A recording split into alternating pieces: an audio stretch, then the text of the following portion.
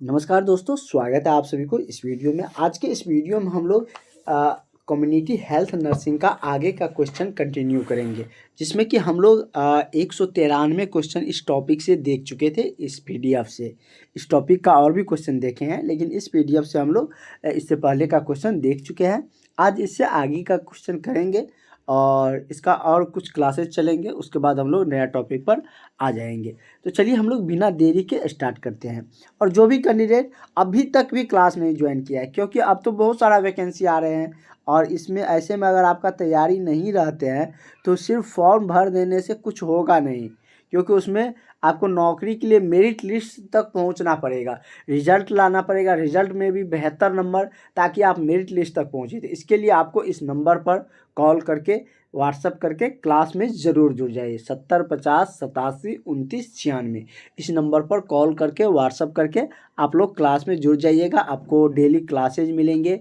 जैसे ही आप क्लास में जुड़ते हैं, सारे टॉपिक का नोट्स आपको उसी समय मिल जाते हैं और डेली क्लास आपको मिलते रहते हैं। सारे इन्फॉर्मेशन भी वैकेंसी को लेकर जो भी अपडेट आते हैं वो भी आपको बताते रहते हैं। तो चलिए हम लोग क्वेश्चन को स्टार्ट करते हैं। और बहुत सारे स्टूडेंट ज्वाइन भी है क्लास में।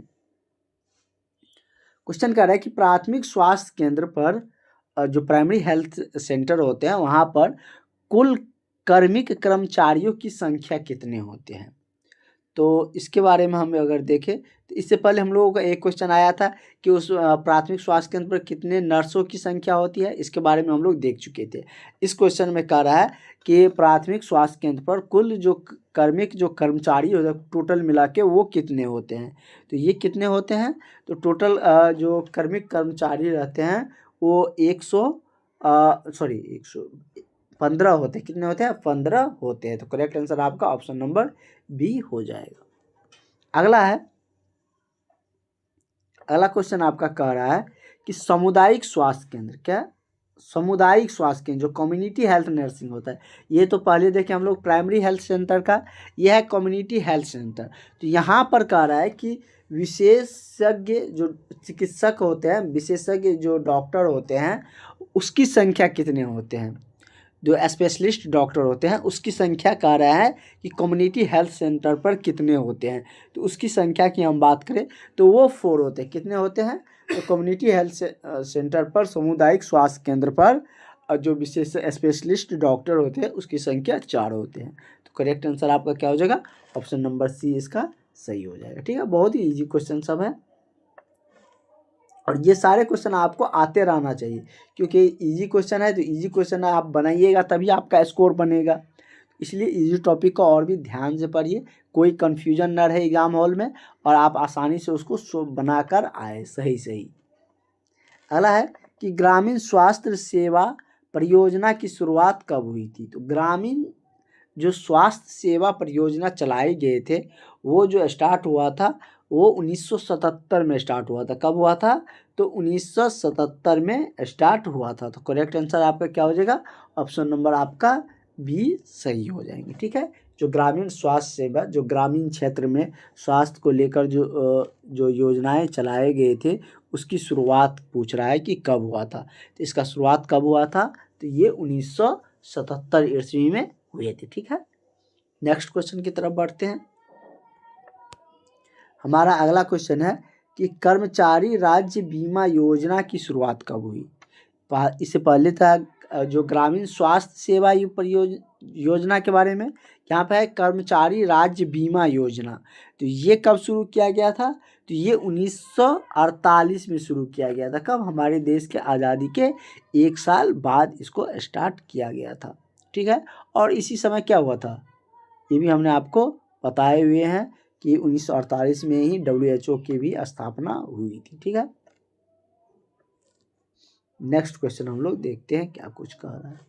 कह रहा है कि निम्न में से किस शहर में एम्स के तर्ज पर भारत सरकार द्वारा संस्थान स्थापित नहीं किया गया। कह रहा है कि निम्न में नीचे दिए गए कौन सा ऐसा शहर है जिसमें एम्स के तर्ज पर भारत सरकार द्वारा कोई संस्थान वहाँ पर स्थापित नहीं किया गया है। जैसे क्या है? फर्स्ट ऑप्शन आपका है ऑप्शन नंबर ए आ रहा है रायपुर, और दूसरा आपका क्या है? पटना, तीसरा है आपका भुवनेश्वर और चौथा है रांची। तो पटना में भी एम्स है, आपको पता है। रांची में ये मतलब कि संस्था स्थापित नहीं हुआ है, किसके द्वारा? तो भारत सरकार के द्वारा। तो करेक्ट आंसर आपका ऑप्शन नंबर डी हो जाएगा। नेक्स्ट क्वेश्चन की तरफ बढ़ते हैं। अगला है कि भारत में प्रथम पंचवर्षीय योजना की शुरुआत कब हुई थी? पंचवर्षीय योजना के बारे में हमने आपको बहुत डिटेल्स में बताए हुए थे कि ये 1951 में शुरू हुआ था, पहला पंचवर्षीय योजना। दूसरा कब शुरू हुआ था? तो 56 में हुआ था, क्योंकि ये 5 साल पर बदलता है और नाम ही है पंचवर्षीय योजना। इसमें क्या होते हैं, तो 5 वर्ष जो सरकार का आता है, 5 वर्ष कराता है ना हमारा सरकार, तो वो मतलब कि उस दौरान तय करते थे कि इस वर्ष हम इस पंचवर्षीय योजना में किस चीज़ पर ज़्यादा फोकस करेंगे। जैसे पहला था तो उसमें क्या दिया था, तो उसमें मतलब कि कृषि पर जोर दिया गया था। दूसरा आया था तो उसमें जो आधारभूत संरचना होती है उस पर, उद्योग सब पर जोर दिया गया था। तो इस तरीके से सब में प्लानिंग किया जाता था। तो ये मतलब कि क्या है, अब लेकिन फ़िलहाल पंचवर्षीय योजना को समाप्त कर दिया गया। और ये कहाँ से लिया गया था? तो ये रसिया से लिया गया था, ये योजना उसके तर्ज पर आया था। अगला है, और आप सब अगर उसके बारे में पढ़े होंगे, जैसे यहाँ पर दिया है कि भारत में 12वीं पंचवर्षीय योजना की समय अवधि क्या है, और यही सबसे लास्ट पंचवर्षीय योजना है। इसके बाद कोई पंचवर्षीय योजना नहीं चला है। 2012 से 17, 12 से 17 के बीच में ये योजना चला था, मतलब कि कौन, तो 12वीं पंचवर्षीय योजना। और इसके बाद पंचवर्षीय योजना को समाप्त कर दिया गया। ये नहीं कि सरकार अब नहीं रहा था 5 वर्ष, मतलब ये एक योजना था, इसको समाप्त कर दिया। सरकार तो अभी भी 5 वर्ष के लिए ही बनते हैं हमारे यहाँ, ठीक है। तो करेक्ट आंसर क्या हो जाएगा आपका? ऑप्शन नंबर डी इसका सही हो जाएगा। नेक्स्ट क्वेश्चन है कि कौन सी पंचवर्षीय योजना के अंतर्गत नर्सों के कार्य समूह का गठन किया जाता है? करें, इसमें से कौन से पंचवर्षीय ऐसी योजना थे जिसमें कि नर्सों के कार्य समूह का गठन किया गया? तो हम आपको बता दिए थे कि सब पंचवर्षीय योजना में अलग अलग कार्य होते थे और इससे रिलेटेड थे आप लोगों से, इसीलिए पंचवर्षीय योजना पर क्वेश्चन बार बार आपको देखने को मिल रहे थे। यहाँ पर आ गया ना कि मतलब कि पंचवर्षीय योजना के अंतर्गत ही नर्स के कार्य समूह का क्या किया गया था, तो गठन किया गया था। जैसे पहला है 8वीं पंचवर्षीय योजना, 9वीं, 10वीं या 11वीं में थी। ये कब किया गया था? तो ये किया गया था 10वीं पंचवर्षीय योजना में। कब किया गया था? तो 10वीं पंचवर्षीय योजना में इसके अंतर्गत जो 10वीं पंचवर्षीय योजना चला था उस पंचवर्षीय योजना के अंतर्गत ही नर्सों के कार्य समूह का गठन किया गया था। तो करेक्ट आंसर आपका क्या हो जाएगा? ऑप्शन नंबर सी सही हो जाएगा। नेक्स्ट क्वेश्चन हम लोग देखते हैं। अगला हमारा क्वेश्चन है कि चावल का मार, चावल को जैसे कि चावल में पानी देते हैं तब क्या बनता है, बॉयल्ड राइस जिसको आप लोग खाते हैं, तो उसमें जो पानी बाद में निकलता है उसको क्या कहा जाता है? मार बोला जाता है। तो वही कह रहे हैं चावल का मार, जैसे कि शौच निम्न में से किस रोग का विशिष्ट लक्षण है? मतलब कि चावल की मार जैसे जब शौच आते हैं, मतलब क्या, जिसको आप लोग जैसे कहते हैं ना कि पेट खराब हो गया है, मतलब इस तरीके से बोलते हैं। तो ऐसे अगर शौच आते हैं पानी की तरफ, जब शौच होने लगते हैं तो उसको मतलब कि किस रोग का कैटेगरी में रखा जाता है, किस रोग का वो विशेष लक्षण है? तो ये किसका लक्षण है? तो ये हैजा रोग का है। किसका है? हैजा रोग का। और हैजा रोग एक से दूसरे में फैलता भी संक्रमित रोग माना जाता है। और यही कारण थे कि पहले हैजा रोग बहुत फैलते थे, हैजा रोग, और इसके कारण गांव में फैल जाते थे। पहले के समय में आप अगर किसी के बुजुर्ग से मुंह से सुनते होंगे तो वो बताते होंगे कि पहले हैजा रोग बहुत फैलता था। अब ये सब थोड़ा सा इंडिया में कंट्रोल है, इन सब चीज़ों पर थोड़ा सा लगाम लगा है, थोड़ा कम ये सब देखने को मिलते हैं। और पोलियो भी हमारे देश में अब, पोलियो का भी केसेज हमारे देश में अब बहुत कम आते हैं। हालांकि कि किस रोग में सिक टेस्ट किया जाता है? खसरा, मम्मस, डिप्थीरिया या पोलियो? तो किस में किया जाता है? तो ये आपको किया जाता है डिप्थीरिया में, किस में? तो डिप्थीरिया में सिक टेस्ट किए जाते हैं। तो करेक्ट आंसर आपका क्या हो जाएगा? ऑप्शन नंबर आपका सी हो जाएगा। अगला क्वेश्चन है कि 100 दिनों की खांसी किसे कहते हैं? 100 दिनों की खांसी किसे कहते हैं? मतलब कि जैसे गोल घोटू या तपेदिक, काली खांसी या कुष्ठ। तो इसमें आप ऑप्शन से भी समझ सकते हैं। जब 100 दिन तक खांसी कंटिन्यू होते हैं या मतलब कि 100 दिन तक खांसी मतलब नहीं छूटते हैं, बीच में अगर हो ही रहा है, उसको क्या खांसी कहा जाता है? तो काली खांसी कहा जाता है। क्या खांसी कहे जाते हैं? काली खांसी। नेक्स्ट क्वेश्चन की तरफ हम लोग बढ़ते हैं। हमारा अगला क्वेश्चन है कि पोलियो का उद्भवन काल होता है कितना दिनों का? 1 से 3, 5 से 7, 7 से 10 या 14 से 21। ये कितने दिनों के होते हैं? तो पोलियो का जो उद्भवन काल होता है वो 7 से 10 दिन का होता है। कितना? तो 7 से 10 दिन का। तो करेक्ट आंसर आपका ऑप्शन नंबर सी हो जाएगा। नेक्स्ट क्वेश्चन है हमारा कि बच्चों में दस्त का मुख्य कारण क्या है? बच्चों में जो दस्त होता है उसका मुख्य कारण क्या है? तो उसका मुख्य कारण है रोटा वायरस। क्या है? Rota virus. तो करेक्ट आंसर क्या हो जाएगा आपका? ऑप्शन नंबर ए इसका सही आंसर हो जाएंगे। ठीक है। नेक्स्ट क्वेश्चन है, और आप लोग जैसे कि कुछ क्वेश्चन का अगर आंसर आपको पता रहता है तो उस क्वेश्चन का आंसर आप लोग कमेंट सेशन में कर भी सकते हैं। जैसे ये सब क्वेश्चन है, जैसे हम आपको बता रहे हैं, अगर आपको पता चल रहा है, ये नहीं चीटिंग नहीं, अगर आपको पता चल रहा है तो आप उसका आंसर कर सकते हैं। और जैसे ही आप लोगों का फॉर्म फिलिंग स्टार्ट हो जाएगा तो आप लोगों का टेस्ट सीरीज भी स्टार्ट हो जाएंगे। मतलब कि आप लोगों का टेस्ट सीरीज भी शुरू हो जाएगा और टेस्ट सीरीज चलेंगे। उसमें आप लोगों का कैसे क्या तैयारी है ये सारी चीज़ें पता चलेंगे। किस तरीके, अभी तो हमको हाँ लग रहा है कि हम पढ़ा रहे हैं, आप किस तरीके से पढ़ रहे हैं, कैसे याद कर रहे हैं, वो सब तो टेस्ट सीरीज देंगे तभी पता चलेंगे उसी के रैंक से। तो वो हम स्टार्ट करेंगे बाद में। हालांकि कौन सी प्रकार की मलेरिया से मस्तिष्क ज्वर उत्पन्न होता है? कह रहे इसमें से कौन सी प्रकार की मलेरिया है जिससे मस्तिष्क ज्वर उत्पन्न होता है? वाइक्स मलेरिया, मेलेरी या फैल्सीफेरम या ओवेल। तो किस प्रकार से होते हैं? यह मस्तिष्क ज्वर उत्पन्न होता है। जो मस्तिष्क ज्वर बहुत खतरनाक होता है, जो मस्तिष्क का बुखार बोलते हैं। तो ये मतलब कि कह रहा है कि किस प्रकार की मलेरिया से मस्तिष्क ज्वर उत्पन्न होता है। मलेरिया का भी बहुत सारा प्रकार होते हैं। तो मतलब कि अब बहुत दिनों तक बुखार हो जाते हैं तो उससे मलेरिया का शिकायत हो जाते हैं। और किस तरीके से मलेरिया फैलता है, कैसे होते हैं, ये सब हमने पीछे बता रखे हैं। तो जो भी कैंडिडेट नहीं वो सब क्लास किए हैं, क्लास ज्वाइन करने पर मिल जाएंगे। तो ये मस्तिष्क ज्वर जो उत्पन्न होता है वो फॉल्सीफेरम पेरम नामक मलेरिया से क्या होता है? ये ज्वर उत्पन्न होता है। तो करेक्ट आंसर आपका ऑप्शन नंबर सी हो जाएगा। अगला है कि काला जार किसके कारण होता है? ये पूछ रहा है कि काला जार जो बीमारी है वो किसके कारण होते हैं? तो ये काला जार जो बीमारी है ये होता है लिस्मैनियासिस के कारण। किसके कारण?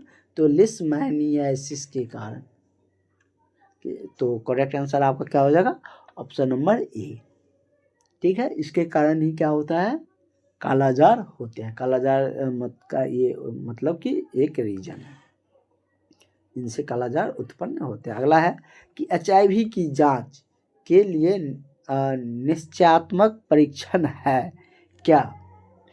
HIV के जांच के लिए जो निश्चयात्मक मतलब उससे जो सटीक परीक्षण है वो क्या है? जैसे क्या है कि एलिसा परीक्षण या वेस्टर्म बोल्ट परीक्षण, कंप्लीट ब्लड काउंट या उपयुक्त सभी। तो किस तरीके से HIV के जांच किया जाता है? तो इसका जांच वेस्टर्म बोल्ट परीक्षण के द्वारा किया जाता है। किसके द्वारा? तो वेस्टर्म बोल्ट परीक्षण। तो करेक्ट आंसर क्या हो जाएगा? ऑप्शन नंबर आपका बी हो जाएगा। ठीक है। नेक्स्ट क्वेश्चन है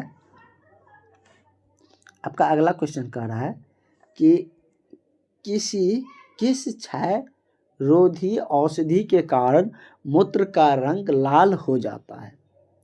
कह रहा है कि किस क्षय रोधी औषधि है जिसके कारण मूत्र का रंग लाल हो जाता है। जैसे कि आप सबको पता है कि जैसे कि मलमूत्र निकलते हैं हमारे बॉडी से, तो वो उसका रंग पीला क्यों होता है, उसमें बिलिरुबिन पाए जाते हैं जिसके कारण वो क्या होते हैं, पीले होते हैं। लेकिन अगर हम बात करें, यहाँ पे कह रहा है कि किसके कारण लाल हो जाता है, क्योंकि मूत्र का रंग तो लाल होता नहीं है, कोई डिफेक्ट के कारण ही होंगे। वही वो पूछ रहा है कि किस क्षय रोधी औषधि के कारण मूत्र का रंग क्या हो जाता है, लाल हो जाता है। तो ये किसके कारण होते हैं, तो ये आपका रिफाइम्पिसिन के कारण होता है। किसके कारण, रिफाइम्पिसिन के कारण। तो करेक्ट आंसर आपका ऑप्शन नंबर डी हो जाएगा। आपका अगला क्वेश्चन है कि जल की कठोरता को हटाने हेतु किसका प्रयोग किया जाता है। जैसे कि जल की कठोरता, जैसे परमानेंट जल हार्डनेस होता है, परमानेंट एक होता है टेम्प्रोरी वाटर हार्डनेस। तो उसमें क्या होता है, generally carbonate and bicarbonate form में रहते हैं। तो वो किसके कारण मतलब कि प्रयोग करके हटाया जाता है जल की कठोरता, तो सोडियम बाइकार्बोनेट। किसके कारण, तो सोडियम बाइकार्बोनेट, कार्बोनेट या बाइकार्बोनेट रहेगा तो आप समझ जाइएगा कि उसके कारण उसकी जल की कठोरता का मतलब कि अपीयरेंस उसी के कारण होते हैं। और सोडियम बाइकार्बोनेट के कारण उसको क्या किया जाता है, तो जल की कठोरता को हटाने हेतु प्रयोग किया जाता है। तो करेक्ट आंसर आपका ऑप्शन नंबर सी हो जाएगा। नेक्स्ट क्वेश्चन है कि विटामिन ए सुरक्षात्मक कार्यक्रम के अंतर्गत विटामिन ए की पहली खुराक दी जाती है। कह रहा है कि विटामिन ए सुरक्षात्मक कार्यक्रम के अंतर्गत विटामिन ए की पहली खुराक दी जाती है 50,000 यूनिट की, 1 लाख या 2 लाख या 3 लाख तक। कितनी यूनिट की दी जाती है, तो ये 1 लाख यूनिट की दी जाती है। कितना का, 1 लाख का। करेक्ट आंसर आपका ऑप्शन नंबर क्या हो जाएगा, बी सही हो जाएगा। अगला क्वेश्चन है कि राष्ट्रीय कैंसर दिवस प्रतिवर्ष मनाया जाता है। तो राष्ट्रीय कैंसर दिवस जो मनाए जाते हैं वो प्रतिवर्ष कब मनाया जाता है, तो ये 7 नवंबर को मनाया जाता है। कब मनाया जाता है, तो 7 नवंबर को प्रतिवर्ष क्या मनाया जाता है, तो हमारे राष्ट्र में मनाया जाता है कैंसर मतलब दिवस। ये राष्ट्रीय पूछ रहा है, इंटरनेशनल या वर्ल्ड लेवल पर नहीं पूछ रहा है। तो हमारे राष्ट्र में कब मनाया जाता है, राष्ट्रीय कैंसर दिवस 7 नवंबर को मनाया जाता है। मनाने का क्या मतलब कि उसमें कैंसर के रिगार्डिंग जागरूकता फैलाने के लिए। ठीक है। नेक्स्ट क्वेश्चन है कि राष्ट्रीय मानसिक स्वास्थ्य कार्यक्रम की शुरुआत की गई। तो राष्ट्रीय मानसिक स्वास्थ्य कार्यक्रम की जो शुरुआत है वो कब किया गया था, तो 1982 में। कब किया गया था, 1982 में। करेक्ट आंसर आपका ऑप्शन नंबर क्या हो जाएगा, बी इसका सही आंसर हो जाएंगे। अगला क्वेश्चन है कि काला जार में निदान हेतु प्रयुक्त कीट क्या होता है। काला जार के निदान के लिए प्रयुक्त इसमें से जैसे कीट पहना जाता है ना, तो वही कह रहा है कि कौन सा कीट उसके लिए प्रयुक्त होता है। तो कौन सा है, तो RK39 कीट उसके लिए प्रयुक्त माना जाता है। कौन, तो RK39 कीट। करेक्ट आंसर आपका ऑप्शन नंबर सी हो जाएगा। नेक्स्ट क्वेश्चन की तरफ हम लोग बढ़ते हैं। अगला क्वेश्चन है कि चिकन पॉक्स क्या है, चिकन पॉक्स में उत्पन्न चकत्तों का क्रम होता है, किस तरीके से क्रम होता है। तो जैसे इसमें दिया है 4 इसमें टर्म दिया है, तो कह रहा है कि वही किस टर्म में, किस क्रम में वो उसका चकत्ता का जो क्रम है वो होते हैं।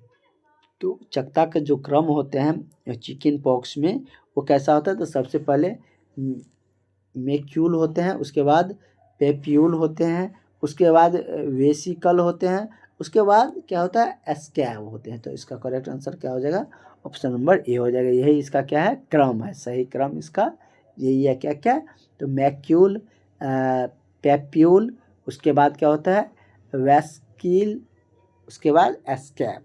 Correct answer option number A आपका सही हो जाएगा। अगला क्वेश्चन की तरफ हम लोग बढ़ते हैं। कह रहे कि पल्स पोलियो का प्रथम चरण कब मनाया आरंभ हुआ।